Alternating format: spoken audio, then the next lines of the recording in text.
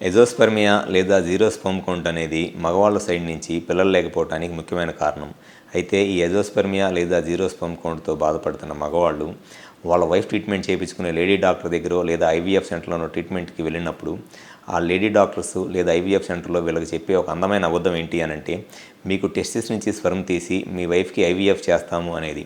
ఇది అందమైన అబద్ధమే కాదు, చాలా దారుణమైన అబద్ధం. ఎందుకు అనంటే, నిజంగా టెస్టిస్ నుంచి స్పెర్మ్ తీసి ఐవీఎఫ్ చేయటం అంత ఈజీ అనంటే ఖచ్చితంగా కాదు.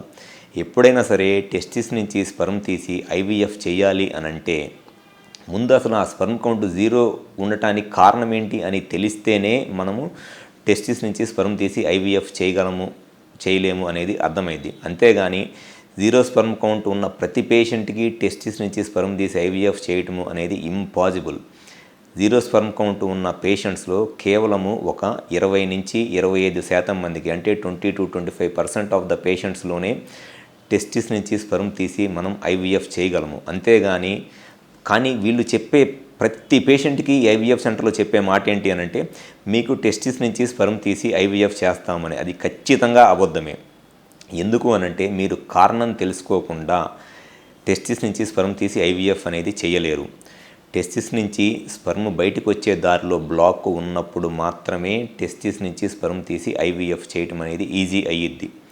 అంతేకాని టెస్టిస్ నుంచి స్పెర్మ్ ప్రొడక్షన్లోనే, అంటే టెస్టిస్ నుంచి స్పెర్మ్ పుట్టట్లేదు అనుకోండి, ఖచ్చితంగా స్పెర్మ్ తీసి ఐవీఎఫ్ చేయటము అనేది చాలా చాలా కష్టము.